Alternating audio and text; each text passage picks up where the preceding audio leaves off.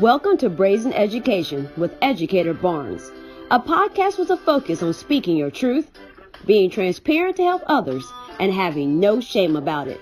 Because we can't move forward until the truth is known.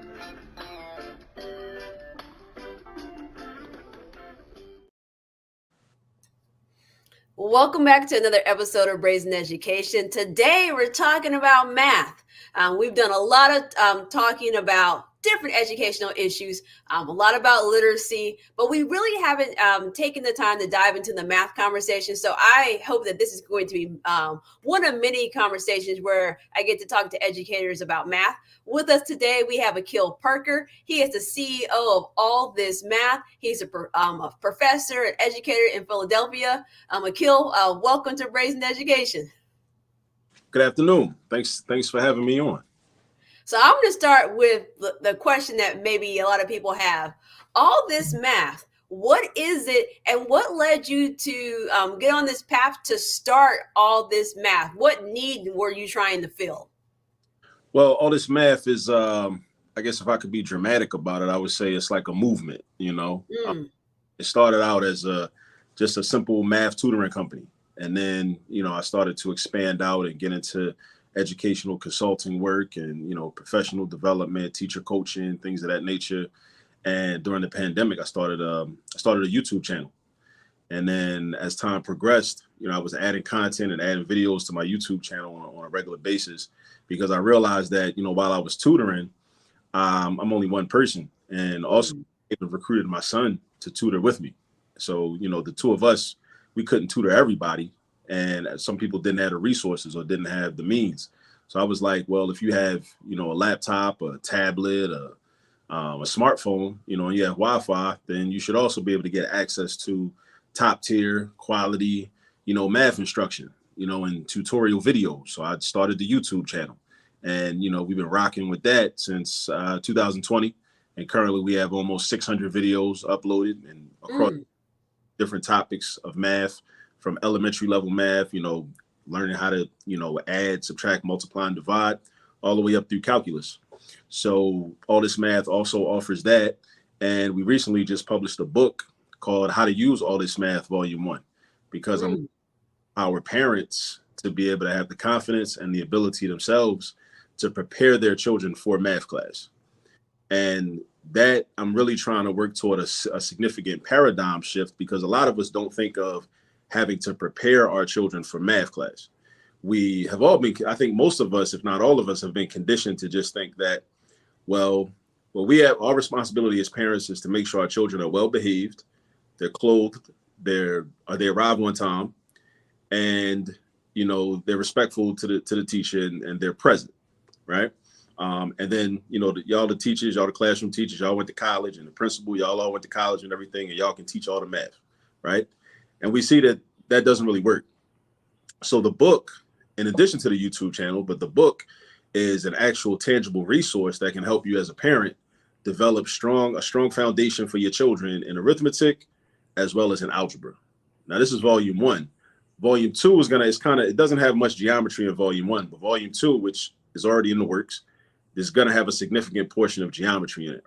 So what I'm trying to do is empower our community and empower our parents to be able to take everyday activities, because each chapter, there are 20 short chapters in the book. Each chapter is where I take an everyday activity, something like, going to the grocery store, coming in the kitchen to get a snack, taking a ride in the car to run errands or do whatever you got to do. And I show you how those can be actual teachable moments where you can show, algebra, you can show arithmetic skills, and you can reinforce them, and it can become a daily practice. Because what I also want to have happen is a lot of our children, as I said, are not prepared for math class, right? So, but they are prepared for ELA class a lot of times, right? Even though there may be significant deficiencies, even still, the children don't have the same level of anxiety when they go into English class or ELA class as they do in math class, in part because when you're growing up in a household and English is the first language, you're having conversations in English. You're reading the English language, you're writing in the English language. So you're already kind of innately practicing the English language in preparation for when you go into English class as a young child. So then when you look on the board, you see words and you see, okay, These are the vocabulary terms for today. A lot of students might be like, oh, yeah, we use that all the time in my household. That ain't no big thing, right? Some students might not know it, but then a lot of students are still going to be confident because they're more familiar. However, in math class, a lot of students are kind of going into math class as a blank slate, not really knowing anything, right? Which leads to that anxiety and the development of that math phobia, consequently. So what I'm trying to do is avoid and help parents to protect their children from developing math anxiety and developing math phobia, because it's out there. And if they go into math class unprepared, if they go into math class without knowing what a percentage is, without knowing what a ratio or proportion is, without understanding their multiplication facts, without knowing their addition facts already, different things like that, without understanding and having a command of fractions as a concept, and also how to add and subtract, multiply and divide fractions, which are a lot of things that we have traditionally just allowed for schools to take the full responsibility of, right? But we see what has happened, right? So what I want is to provide this resource so that parents can feel comfortable taking that ownership of that. So kind of what the book also kind of is, it's like a guide for parents that see the value in homeschooling, but they can't homeschool for whatever reason. So I'm like, well, cool. Even if you work a 9 to 5, in the time that you are spending around your children, I'm going to show you what the teachable moments are that are right in front of you, that you can capitalize on and you can leverage. And you can take those opportunities and say, y'all are just riding it. Like if you're driving to school in the morning to take your children to drop them off at school, there's a lot of opportunities right there that I talk about in the book. Or when you pick them up and you're in the pickup line, and you wait in the line, to pick your kids up, and your kids hop in the car and they all are riding home. Y'all might have to stop at the grocery store first and all that. I'm gonna show you all the opportunities there too. So that's what All This Math is. So all of that is part of the offering of All This Math. But what I'm really trying to do is I'm trying to teach math to the entire Black community. I really am. And I want to also empower parents to be able to feel confident to help their own children with their math homework. Because a lot of parents have what I call a homework help ceiling. Different parents hit that ceiling at different ages and levels or grades for their children. Some hit that ceiling at like 3rd grade, some hit it at 6th grade, some hit it at 7th grade. But I have this kind of wild notion that parents should be able to help their child with their math homework for as long as they live in their house.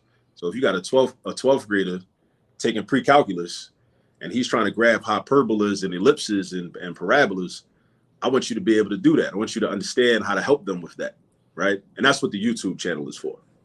So that's, and that kind of gives a kind of somewhat of a synopsis of like what All This Math is about and what we're trying to do. Well, one of the things that you hear when you hear about math, you hear people say, well, I'm not a math person. I don't do math, which is interesting enough. You never really hear people saying, I'm not a reading person. I'm not a writing person. That's not a thing we say. But in society, we get real comfortable with saying, like, I'm not a math person. Additionally, you have parents who are like, oh, this is that new math. I can't do this new math. So how do you, through your work with All This Math, how do you go up against those notions where you have grownups who feel like, I'm not a math person. I can't do math. This is new math. They teach you math in some different way. I can't pick it up. Buddy, you're on your own. Like, how are you addressing that through your work? So I try to stay consistent with adding content and, having a presence on social media and, trying to be try to capitalize on like a lot of the current trends and popular culture and whatnot, and try to make people more comfortable with math. Because one of the things I say is, kind of part of our mission at All This Math is to improve the relationship between the Black community and mathematics. Because it really is a relational issue. It's a relationship issue. Like it's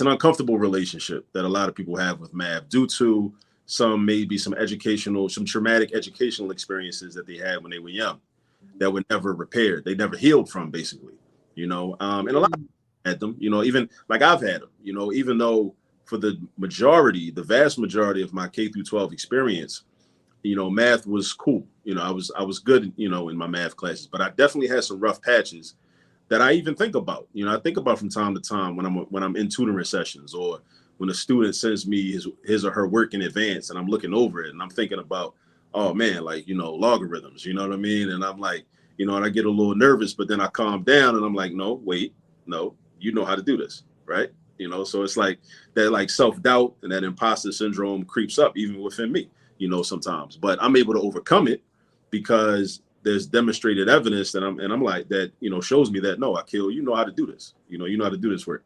But so I try to, make people more comfortable with math and make people believe that they can actually learn it. Because I think that's a key element too. And it's sometimes difficult to articulate and even, necessarily duplicate and show other people how to make other people feel that way. But you got to like make a person feel like they can learn something or make a person feel like math is for them. Because a lot of times there are certain things that happen in public school classrooms, charter school classrooms, private school classrooms that lead children to believe that, no, this class isn't for me. And it may be done unwittingly by the teacher or by just the culture of the school to make people feel that way. So conversely, we can try to like make people feel like they can do math, make people feel like they can succeed in it by showing it to them in a way where it's simplified, showing it to them in a way that makes sense, showing it to them in a way that is relevant, as an example, because I'm so immersed in math, I'm constantly thinking about math and thinking about ways to apply it in everyday life. I went to the laundromat, with my daughter and my son earlier today, like 2 hours ago, and I dropped I did, wash and fold service, so I dropped the laundry off. So they charge $1.50 per pound, but also if you want to get a comforter washed, they charge you a flat $16. So as I'm thinking about that, I'm like, wait, and I've never got it. I'm kind of cheap, so usually I don't get the wash. I go in there, I wash the comforter myself, right? Mm-hmm. But this time I'm like, you know what? I'm gonna just let them do it, even though that $16 sounds like a lot. But I realized that, wait, this is a y equals mx plus b situation. So a lot of people are like, another day that went by, they think they never learned the relevance of y equals mx plus b. They never learned the relevance of linear equations. They never learned the relevance of, graphs and whatnot. So this is a situation where you can apply y equals mx plus b, because you're starting out with $16. You've got to pay that, that's flat. That's a flat rate, a flat fee, right? That's for the comforter. That's the variable b. The y is your total amount that you're going to have to pay, right? Or that I would have to pay. And that was on my receipt, the total amount. The m is the cost per pound, right? So they charge like $1.49. So that's my m value, $1.49. X is the number of pounds, right? So you do the $1.49 times the number of pounds, and they weigh it. They got the scale in there. You put the bags on the scale, they weigh it for you, and plus that $16. And what it enables us to do is be able to predict how much it's going to be instead of like what a lot of us do, even as consumers. We kind of we're kind of beholden to and at the mercy of the store or the store owner. And, they might be using a computer, but the computer could be wrong. Like I was in that same laundromat like a year ago, and that computer was out of whack. And that computer was about to charge me like $90 for like a $30, wash and fold job. But because I had mind and the awareness, I'm like, wait, hold up. I know this is $1.49 per pound, and this ain't that heavy. So why is this telling me, right? Now, I know a lot of us would feel like we would just have this feeling, this intuitive feeling like, no, that seemed a little bit high. But then let somebody tell you like, no, but the computer says this.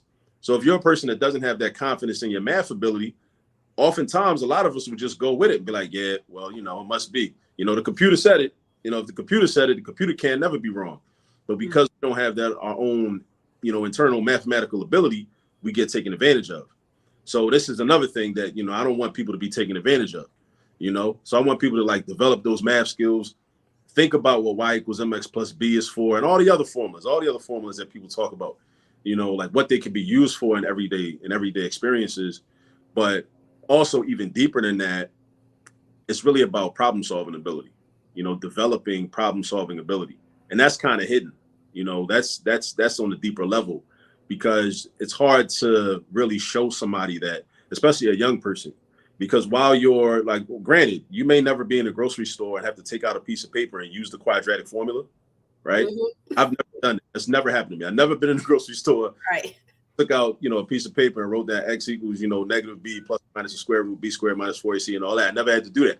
But from all those years and all those examples and all those times when I was learning it and practicing it as a student, when I've taught it over the years, over and over again, just, my mind just kind of being trained and conditioned to think about information in a systematic way and in a very organized and methodical way. I definitely use that when I go grocery shopping, because if I got a limited amount of resources and a limited amount of money, I say I got $150 to spend on groceries. I know I got to feed this many people and this food got to last for this amount of time. Those are my variables right there. Right. And I want to do this in the most efficient way possible. So I got to approach this in a certain way. Right. And that, and we all, that's another thing too. A lot of us already do this. We're doing it already anyway. We just don't think that it's math, but it really is a mathematical approach to life that a lot of us are already taking. Some people are able to do it better than others. Some people get frustrated and are just like, I don't care. I'm gonna just get whatever I want. And then their money runs out and then they got like groceries for like 3 days. And then but that money was supposed to last for 2 weeks worth of groceries. And then, but they didn't think critically and think strategically. Right. But so that these are some of the things that, I try to do to try to help parents to just kind of see like how, they can be a quote unquote math person, because anybody can be a math person. There's no math gene. A lot of people say there's a math gene, but, you just have to be taught, certain skills, and then you have to have the opportunity to practice on a regular. So you're really saying it's really about perspective, because I think most people assume that literacy is all around them, right? You have words on books, even if I'm typing the text message, even if I'm using shortened language, I am using literacy, I'm communicating. But I think sometimes people don't think about there's literally math all around me all the time. And we're not even explicit. Because I think about my own boys. I have identical twin sons who are 12 now. But we'll be in the store and I said, well, what would the sale tax be on this? Because I told them, you don't ever want to be in the situation where you've gotten up to the register, they'd have ranged up all your food and your items, and then you were short money. First off, everybody behind you going to be irritated. But second of all, you should have a plan for yourself. You should be able to guess if you got $20 for whatever you need to get, you should be under that $20 and not be at the register nervous as the prices are going up. So even thinking about, and even as a parent, I have to be more cognizant of I need to stop and actually have this conversation, because many times we do these things in our head. We do these things in our heads as adults, and really didn't think about, I should probably say this to my son.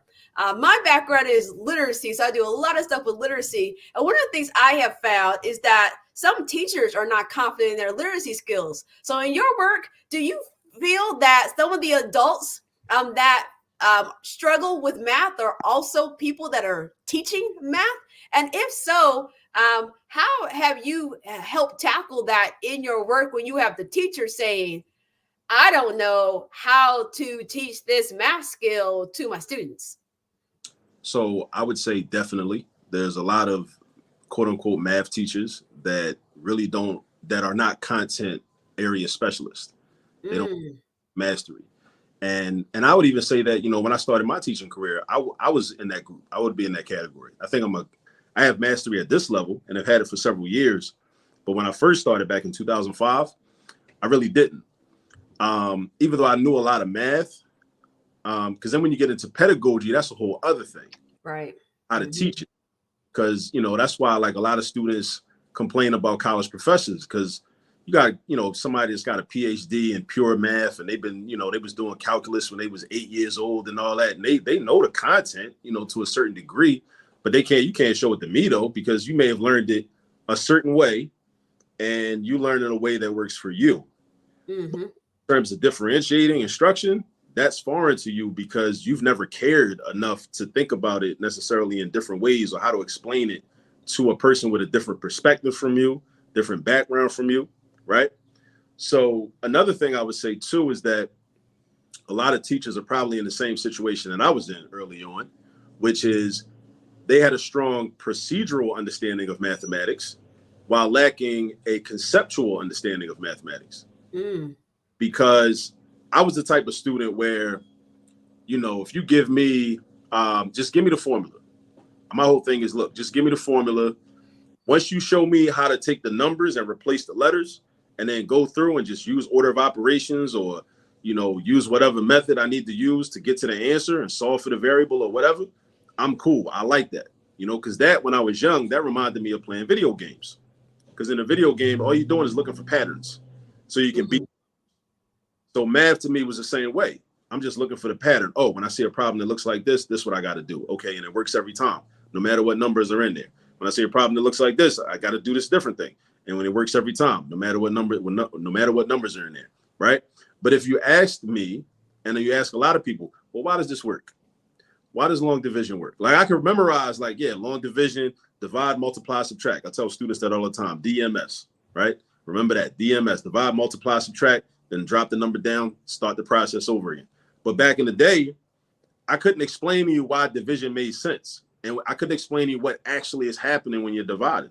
And I definitely couldn't explain to you, well, why is division essentially repeated subtraction? I couldn't tell you that.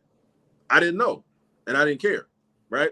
But I think that if you're going to explain these concepts and these topics to children, I think it's very important to be able to have those explanations, because then the math becomes conversational, right? As opposed to very abstract and, overly objective, because it is objective. I think objectivity can be good, but when you're overly objective and you can't make it seem more human, you can't make it interpersonal, then you really can't talk about it, as in a story format, then it's difficult to really explain to a lot of people, right? But there definitely are a lot of teachers that don't know the math, and but they can kind of hide because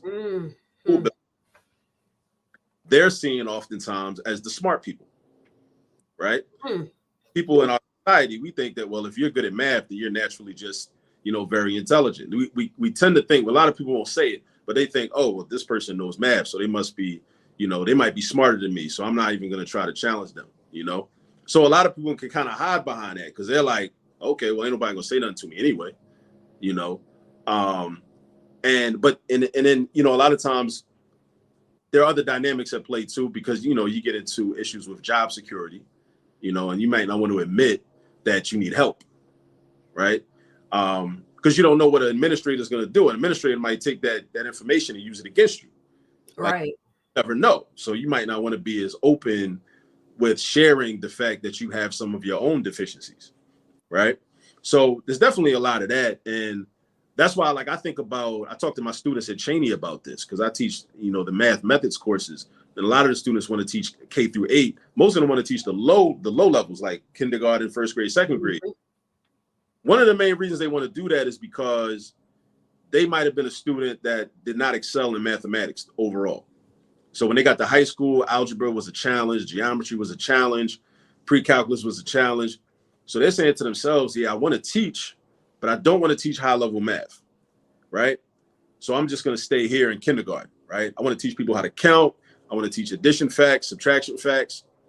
But therein lies a problem, because if you don't really have a strong understanding of what's happening way down the road, then it's difficult to prepare a young child, and give them the fundamentals and a strong foundation that will enable them to get way down the road, right? Because I think that when we're teaching, my son is 4 years old. My youngest child is 4 years old.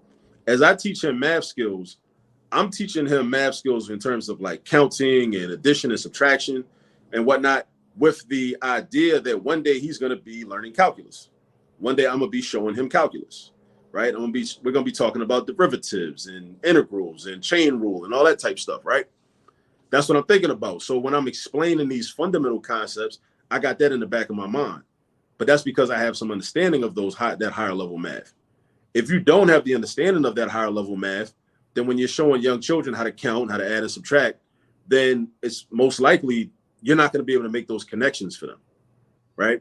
Just like I remember, I'll never forget, I had an elementary school teacher. I don't even remember what their name was, but I know for a fact they told me that you cannot do 3 minus 5. I'll never forget, they told me you can't do 3 minus 5. What they meant to say was using positive numbers, but they left that part, right? So I went years until I got to 6th grade when we started dealing with the number line, learning about positive and negative integers and just negative numbers. until I knew, oh yeah, oh, you can do 3 minus 5. They lied to me back in the day, right? So, but imagine there could be people that don't really have a grasp of negative numbers and negative values. So they might be telling children, no, you can't do this, or you can't do that, or the explanation might not be as precise, right? You know, and that happens, you know, across a lot of levels, right? Because a lot of times the definition of something in math that would be sufficient for an algebra 1 class with 8th graders might not be sufficient for a college level calculus 3 class. Right, right. But again, if your goal for those 8th graders is not to get them to a calc 3 class, if you just want them to get a certain score on a standardized test as an 8th grader, and you're not even thinking about them being in a calculus 3 class, then your explanation is going to be a certain way. And that explanation might actually be limiting, because when they get to that next level or get to that higher level, then they're going to be confused, because they're going to be like, wait a minute, but I was told, and all this time I thought that you couldn't do this. So, you know, then there's going to be a lot of contradictions that, you know, present themselves. Now, when you said that whole thing about 3 minus 5, you can't do it, it reminded me of a teacher telling me that you couldn't start a sentence was because. And I go through my whole like school, and then I get up to high school, and the teacher like, yeah, you can start a sentence with because, and they're going to end up with a comma in the middle of your sentence, and then you'll have the rest. You know, you'll have another independent clause joined to that, but you can't start a sentence with because. But that teacher didn't want, and all the you can't start a sentence with the words and, but, you know, or I remember hearing that too. Yeah, so like don't start with a conjunction because but what they were really trying to say to you is like you're not going to have a complete sentence. Instead of saying or knowing how to say it, but you brought up so many points because I think we are limiting children. We're limiting children to be like, well, you probably won't. Because I even remember when I was in high school, people were saying, well, do you really want to take, you know, pre-cal? You don't really need to take pre-cal if you're going to go into English. And I'm like, yeah, I do feel like I need to take pre-cal regardless of what I'm going to do when I get to college. Because when I went to college, I actually started off as an elementary educator, and then I did math education for a little bit, and then I switched over to English education. And it wasn't not the math was harder or anything. I really wanted to double major in both, but that was a 7-year plan, and I just wasn't trying to be in school for 7 years. But I like both of the subjects equally. But the fact that teachers were saying, oh, you don't need to worry about that.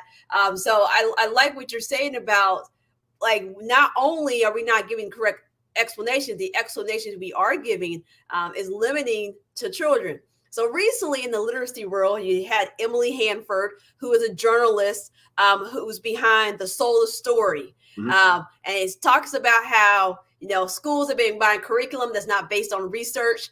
People have not been teaching reading correctly. Do you feel like we need that type of reckoning in the math world? And if so, what do you think it will look like? Do you think there's some faulty math curriculum out here that we're using that we need to abandon? So I think part of the issue is that NCTM is a monopoly, and tell people what NCTM is if they don't know what that is. National Council of Teachers of Mathematics. So what it essentially is it's a group of mathematicians and math educators that basically get together and decide what the quote unquote best practices are for math, right? So it's kind of like, I guess it's similar within the English, you know, language learning world. You have a body of people that get together and just decide, you know, what it is, what it should be and what it should not be. And you know, it's not a lot of competition, or maybe there's no, you know, there aren't like competing, you know, I mean, there might be small independent, you know, groups of people that may say, well, no, I think we should do it this way, or we should do it this way, you know, and that's fine. But a lot of times those small independent voices don't make their way. Their ideology or their pedagogical style does not make it into a lot of the public schools and the charter schools around the country. Right. You might see some of that work in independent spaces, independent educational spaces. But I definitely think that, I mean, I think another issue is this, and this is why I think it's actually revolutionary to learn math and to become proficient and to master math. When you think about it like this, right? Math to me is synonymous with problem solving. Mm. Develop these skills in math. You develop, math competency. What you're simultaneously developing is problem solving competency. But we also have to zoom out and look at the larger picture, right? In Western society, we live in a capitalist, neo-colonial structure, right? Governmental, cultural type structure, where oppression is the norm and there's a zero game. So in order for there to be winners, there have to be a lot of losers in this system. So we also have to keep in mind, and again, this is why learning math is important, because of the way it trains us to think. When we think about a problem, oftentimes the way the media will present it to us is though it's everybody's problem. Like we're all suffering, like all 8 billion, like we identify a problem, we talk about it, and then we say, okay, well, or we're led to believe that all 8 billion people on earth are being harmed by this problem. But in fact, the way things are often structured is, as I said, it's a zero-sum game. And this ties into like game theory, the game theory field of mathematics, zero-sum two-player game theory, where in order for there to be winners, there have to be losers. So essentially, if I have a problem, there's somebody out there that's benefiting from my problem. So if I know how to solve my problem, and then I proceed to solve my problem, now that person or that entity that was benefiting from my problem, now they have a problem because they have lost their benefit. So I'm a firm believer that since I equate math competency with problem solving competency, if we can keep millions of people literally from learning how, not only learning how to solve problems, but also from even thinking that they should be able to learn how to solve problems, or, well, I should say from thinking that math is relevant, because a lot of people think math is irrelevant. A lot of people think math is too difficult. What they're actually saying is that problem solving is irrelevant and problem solving is too difficult. So therefore, if we can train and condition millions of people to believe that and think that way, all of those groups and entities and individuals that benefit from the problems of these millions of people, they are safe and they can be comfortable. So I think and this is something that, I learned from studying the late Amos Wilson. One of the things he talked about was, in an educational system such as this, how can those that control the educational system, the challenge for them is not how to help people to learn, but the challenge for them is how can we maintain the status quo of the society? We can keep America the way it's been since it was founded, right? But at the same time, give the impression that we actually are trying to change things and that we actually are trying to help people to learn. So it's like, how do we, this balancing act? Because we really want to keep things the same, right? We really don't want people to learn math. Because if people learn math, that's when people start to think, they start to ask questions, they might start to challenge things that have been in place for a very long time. They start questioning authority, they start speaking truth to power. All these types of consequences come just from teaching people math. And also even keeping people in the mindset that math is just X plus Y equals 14. Yeah. But in fact, math is really teaching you how to think and how to identify problems, how to break down problems, how to solve problems. And that's a transferable skill that you can apply anywhere in your own personal life, with a loved one, with a boyfriend, girlfriend, husband, wife, your supervisor at your job, the person on the phone on customer service that's being rude to you when you're trying to get your refund for a service you never got. All of these types of things. The person that cuts you off in traffic, on the highway or wherever. All of these things are problems that, if we have a systematic way to approach and solve, then life will be better. But once you get people to understand and believe firmly, no, this is irrelevant, or it's too hard, either it's irrelevant or it's too difficult, right? A lot of times actually believing that it's too difficult precedes the belief in irrelevancy, because a lot of times the belief in irrelevancy is like an ego protective measure. Because it's kind of like, well, this is dumb anyway. Like, I don't need this anyway, right? It's admitting like, I feel like I have a deficiency. It's hard sometimes to admit when you have a deficiency. So I'd rather just say, well, this ain't relevant anyway. I don't need to know this, So that's kind of like the latter response. And what have you seen with females? Because there's a lot of conversation around Not only do you have people saying that I'm not a math person, I can't do math, this is silly. There's also been a lot of conversation around how girls may feel like, as because they are a girl, because I mean, you and I both know your gender doesn't in is not a limiting factor of your ability to learn math. Um, what do you think about that conversation about girls, and what can people do differently if they're math educators listening right now? What can they do differently to make girls feel more confident that they can do math, and them being a girl has nothing to do with that? So I definitely know that there's a lot of historical precedent and a lot of historical record of a lot of women, especially, in the Black community, just a lot of Black women that were PhDs in mathematics, that were high level mathematicians, that have been high level mathematics teachers. I think those stories need to be told more effectively, by people such as myself. The community, the general community needs to be educated more on, exemplars and the examples of Mm. Black women that were mathematicians, these Black women that were PhDs, that taught math for many years. Even going back into the earlier history, hundreds of years ago, or even thousands of years ago, and maybe in ancient Kemet, going back to Hypatia. Even though some textbooks claim that Hypatia was Greek, I always question that. I need to do further research on that myself, but I would like to believe that she was a Black woman, right? But those are stories that have to be told, because oftentimes you have to see yourself in a subject. And I think that just like with Black boys, a similar way with Black boys, I think Black people in general are made to feel by a lot of the prevailing propaganda around mathematics that math just isn't a subject for us. Mm.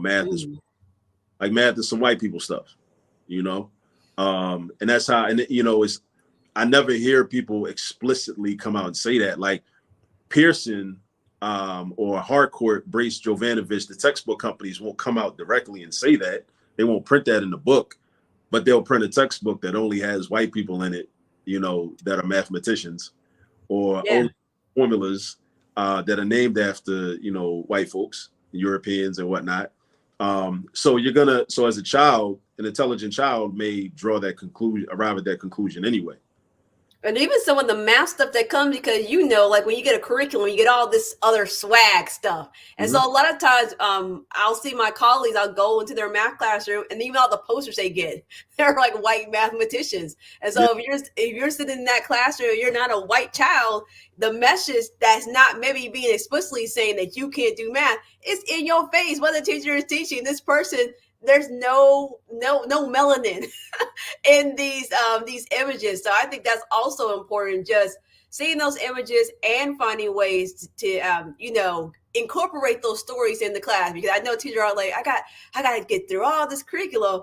But sometimes the belief internally in the student to try more may be engaged if they just get that snippet of, this moment in math history. I want to tell you about this particular mathematician. So I have a question for you about math facts. So that normally, when you talked about the homework help ceiling, I feel like most parents are like, I think I can help them with some math facts. And I've heard people like, make them do flashcards, make them Mm-hmm. do rote memorization, get them on extra math. And I know you got a lot of resources in all this math, but because that's the thing, that's like the entry point, right? I'm going to teach my kid how to count some numbers. Mm-hmm. I'm going to help them learn these math facts. And even my own boys, they got time on these math facts. They had to do these certain amount of worksheets under a certain amount of time. What approach do you suggest to parents who, because that's like the floor, like of entry into homework help? What suggestions do you have for parents who are like, even that is hard? They're like, my kid's not even getting the math facts. So, well, if they're not getting the math facts now, so we're talking about multiplication facts So as a start? that's a good. So let me clarify. So typically, what I've seen is like you have to know X amount of addition facts, Mm-hmm. X amount of subtraction facts, X amount of division facts, and the X amount of multiplication facts. So like multiplication, you got to know all the way through your 12s. Yeah. You got to know all the way to 12 times 12. And Right. a lot of times, just like parents get reading logs, my kid has to read 20 minutes a night. Like my kids had a math log. They had to practice math. And even myself as a parent, I'm like, okay, you're being compliant, but you're like, is this the most effective way? So I know there was like a lot of questions in there, but I think it is. question. I'm from the school of thought where I look at, I played sports growing up. I played football in high school and I played Little League baseball for many years. And the only way we became better was through practice and repetition. So I'm from the school of thought where I'm like, if you want to become great at something, you got to do it every day. You got to practice it every single day. And then what you'll notice is that you start to memorize it. Like I believe that students should, as an example with multiplication facts, there's a school of thought of people that say that we shouldn't memorize multiplication facts. Mm-hmm. And yep. I think they should be memorized. However, I also think that memorization should be accompanied by a conceptual understanding of, what is 9 times 8? Like, what does that mean? Like, I think a child should be able to not only tell me that 9 times 8 is 72, but also should be able to tell me intelligently, have an intelligent conversation with me about what that represents, and why. Like, I might even ask, like, why is multiplication a gift, essentially, that already learned addition?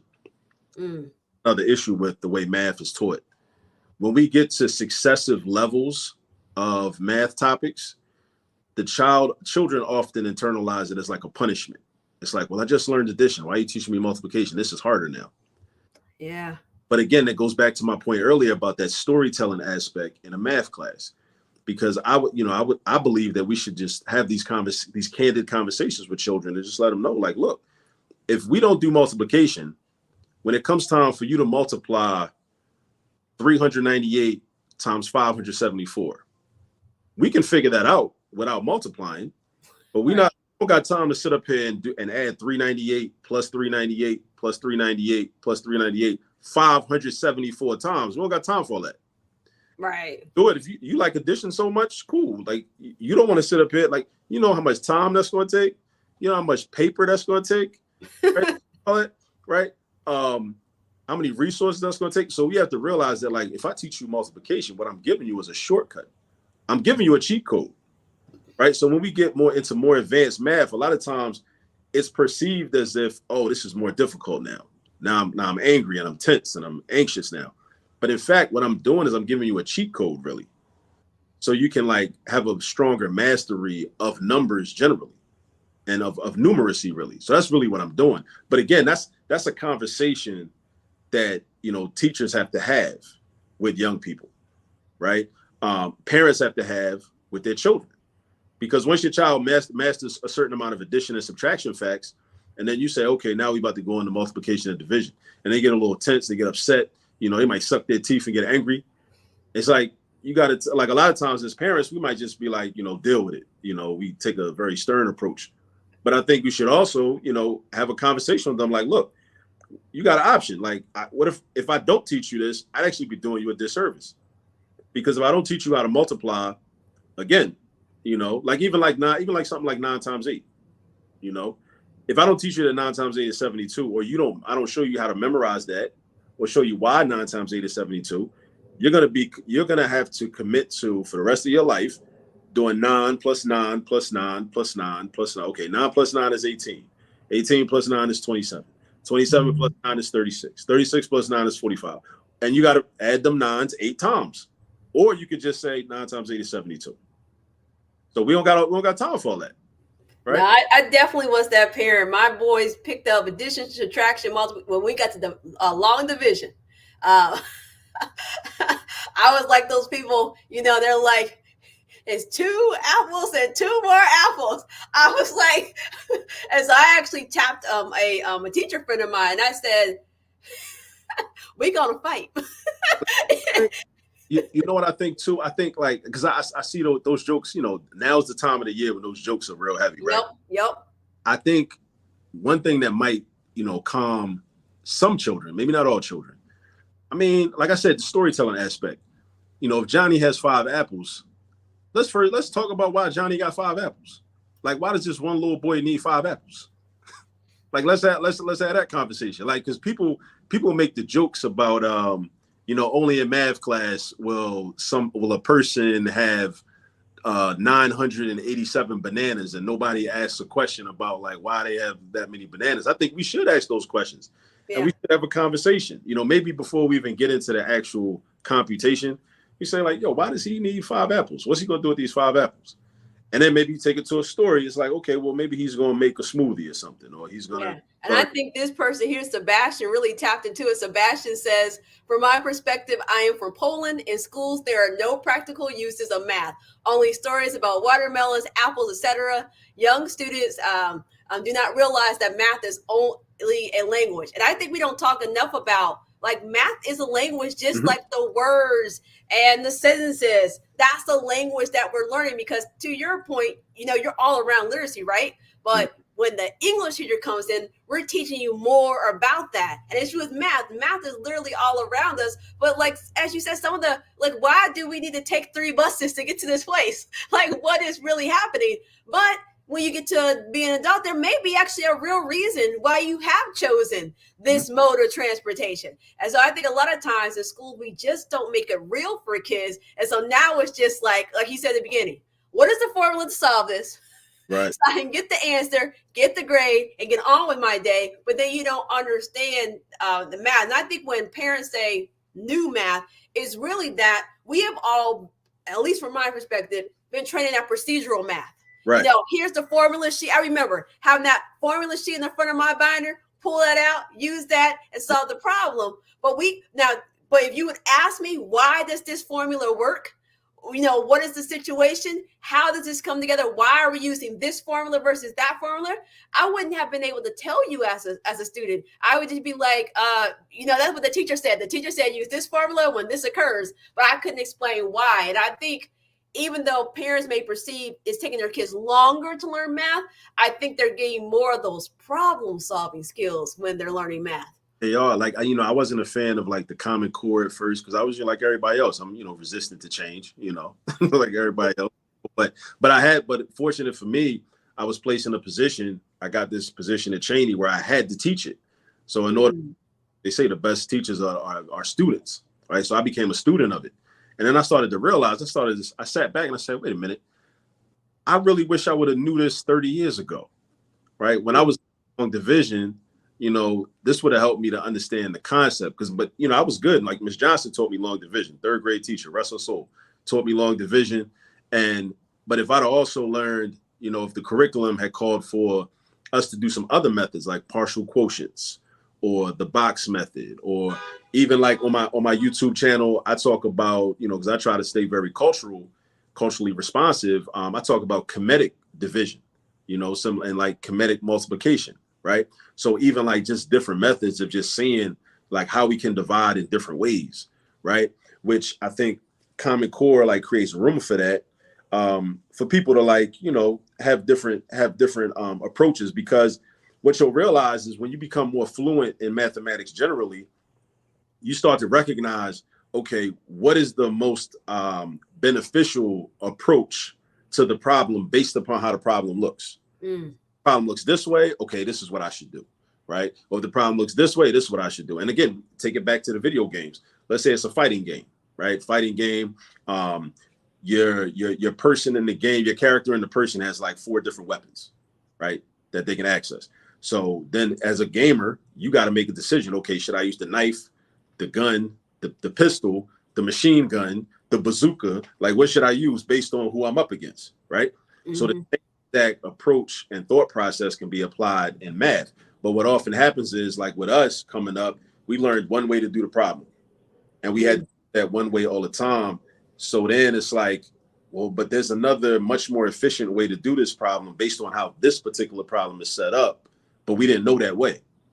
So if Common Core is done effectively, then what it should do is empower children to have multiple weapons.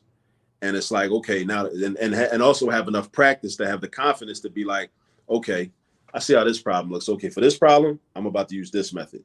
Oh, but then number 2 looks like this. Okay, number 2, I'm not using that method. I'm gonna use this other method. And then number three looks different from 1 and 2. So I'm gonna use this other method. And now number 4, okay, number 4 looks like number 2. So I'm going back to that method now, right? And also, even like as a child or as a child, teenager, grown adult, having that be that ability to discern when you should apply a certain method is very important.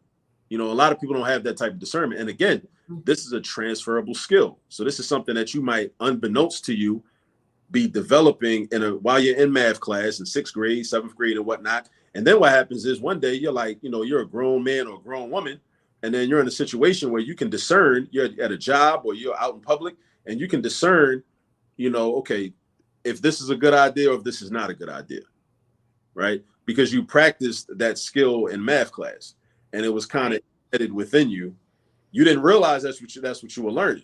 You didn't realize it at the time, but it just, you tend to approach information a certain way and make decisions a certain way, unbeknownst. And I will say this to another point you were making. I wanted to add this as well about the vocabulary and math being a language. I wholeheartedly agree with that. And one of my major regrets from early in my teaching career is that I didn't approach math vocabulary in the same way that an English teacher would, or the foreign language, a Spanish teacher, or a Yoruba teacher, or Kiswahili teacher would, because there's so many terms, and this is something that, like, us as math teachers, sometimes we're horrible at this. We take for granted that a child knows what terminology that's very basic to us. We take for granted they know it. And sometimes you got to just really like I said, like, in Spanish class, you got to translate the sentence, translate this from math language to English language, or even slang. That's why a lot of times in my classes, my students will tell you, they can attest to this. Even in my video content, I'm a heavy advocate of the use of vernacular and slang, because I want you to understand it, right? But I also want you to know the so-called sophisticated formal language that the people from NCTM would say, oh, this is how you describe this, right? I want you to know that language, but I also want you to know it in a way that, makes sense to you. Because when I'm reading math textbooks, even when I was a student and even now as a teacher and a professor, I'm still translating it in my head like, oh, like, and I grew up in Baltimore, but I've been in Philly for almost the last 20 years. So I'm like, I started teaching in Philly. So, I'm constantly like reading textbooks, and I'm like, okay, so what you got to do is you take this joint and move it over to the other side of the equation and then divide it by the other joint. And that's going through my head, right? So I'm expecting students and young people here in Philly, where I live, that are also experiencing this process and trying to learn math, that I want them to be able to use their everyday language and their vernacular and their slang in order to make sense of what's in this textbook, which is also another reason why I wrote how to use all this math volume 1, because I'm kind of building up toward creating textbook content and workbook content. Yeah. Because I realized that, I don't need to be a middleman, because, like, why should Come on now. Translating these other books when I could just write the book myself, and then it doesn't need to be translated, right? We often do. A lot of teachers that are like, that are culturally responsive, we end up translating the book. Ooh, and then like, well, why we got to translate the book? Why don't we just write our own book? If we write our own book, then our language and the language of our students will be the primary language. And then, what becomes secondary is them understanding, okay, well, this other textbook, this more popular textbook, is going to say it this way, right? As opposed to vice versa, where we kind of privilege that other language in the other textbook because we read that book first.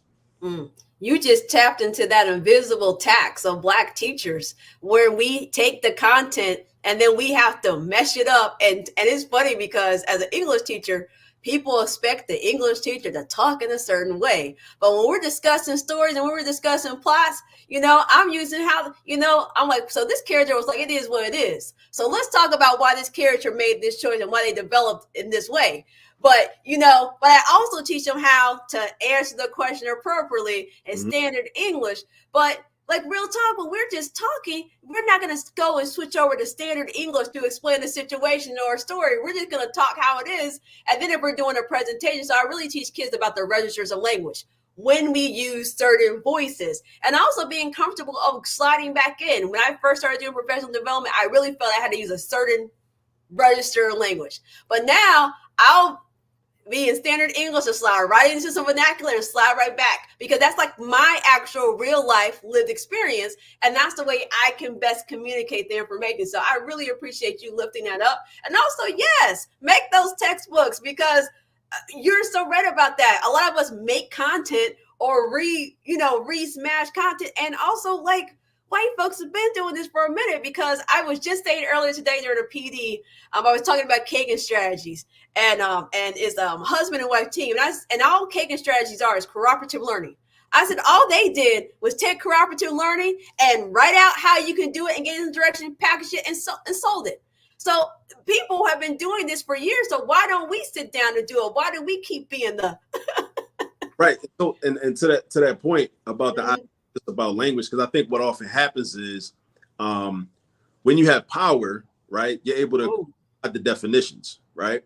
So this is one of my intellectual heroes, Kwame Ture, right? So this is speeches from the 1960s and 1970s entitled Stokely Speaks. His birth name was Stokely Carmichael, right?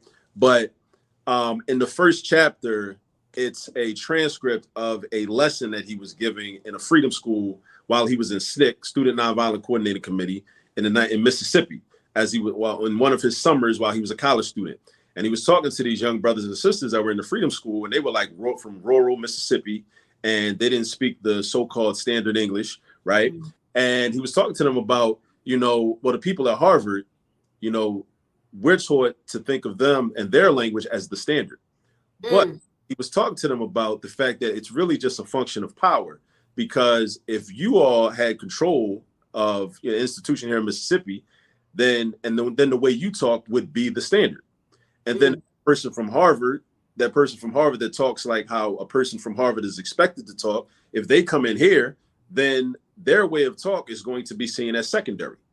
And there's nothing wrong with it. Like y'all would, and again, that becomes, here we expose the difference oftentimes in the culture, where between cultures, our culture is not going to necessarily marginalize the way that person from Harvard speaks. However, but the way Western society is set up, the person from Harvard is definitely going to try to typically marginalize those young boys and girls in Mississippi, because they're not speaking the King's English. They'd be considered rural or country or backwards. But it showed how he effectively conveyed to them this idea that it's really just a function of power. There's nothing wrong with the way that y'all talk. It's just that people that are in power, they're trying to enforce upon you this idea that your way of talk is less intelligent. It's not it's inappropriate. It's not formal. But again, there's that like hidden power dynamic, in all of this. Even in the math textbook, it's like, okay, they write the math textbook like this, they explain the problems like this, and I'm like, I love when I'm in a teaching situation and I explain something and it don't even sound like anything like what's written in the book. And then the child blurts out, why they ain't just say that then?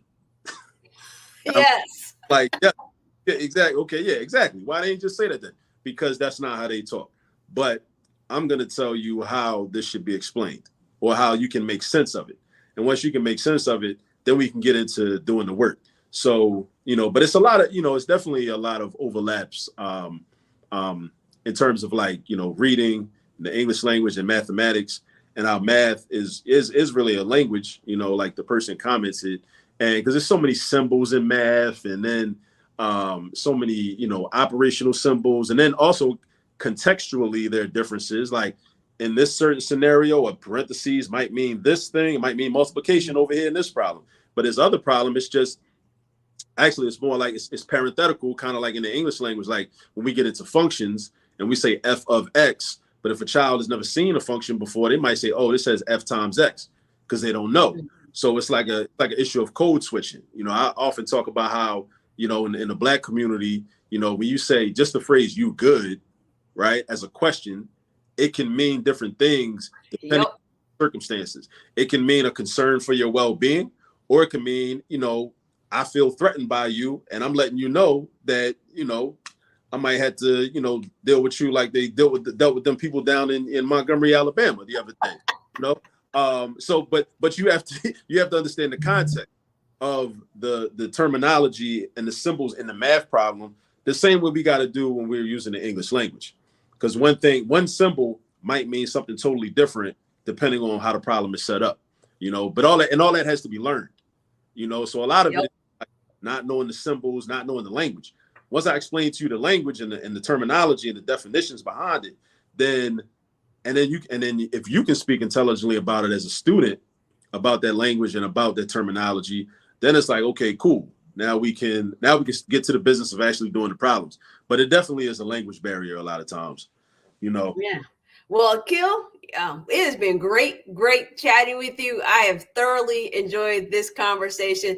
Tell everybody how they can connect with you with all this math on all the places that all this math can be found. So tell them where they can stay connected with you. Definitely. I definitely enjoyed this conversation. And you can reach me at the website, allthismath.com. Also, our YouTube channel is just go on YouTube and type in at all this math.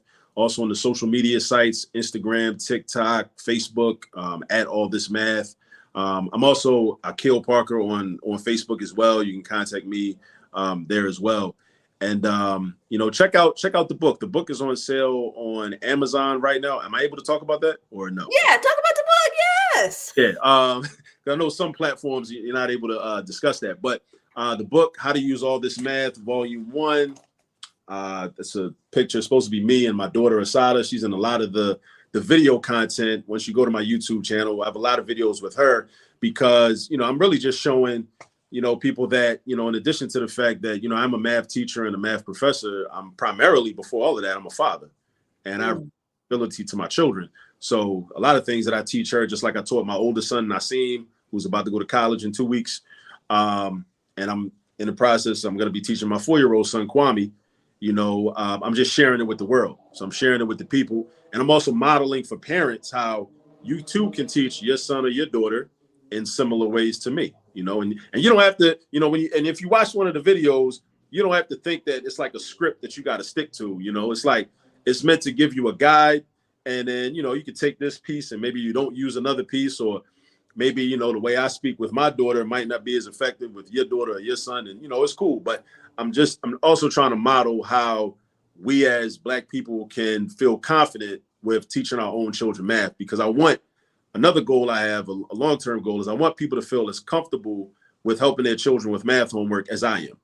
And because I do this for a living and I do it every day, right?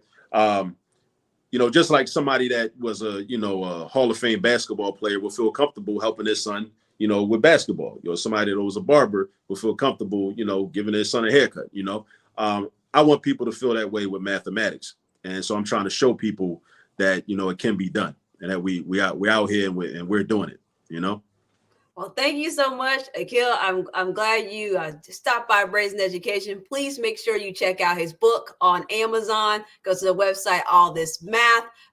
All across social media is at All This Math. And also, as he said, you can follow on Facebook at Akil Parker. So thanks so much. And this is our first conversation about math on this podcast, but it will not be our last because I always ask people, what topics have we not covered yet that you really want us to cover? And math has repeatedly come up. So when I saw one of his videos, I said, who is this brother? Let me let me reach out. So I'm so glad I did because look, I got kids too, and I want to be able to continue to teach my own kids some math. So I appreciate you putting out resources that all parents, even parents like me, can use. So thank you so much. Definitely. Thanks for having me.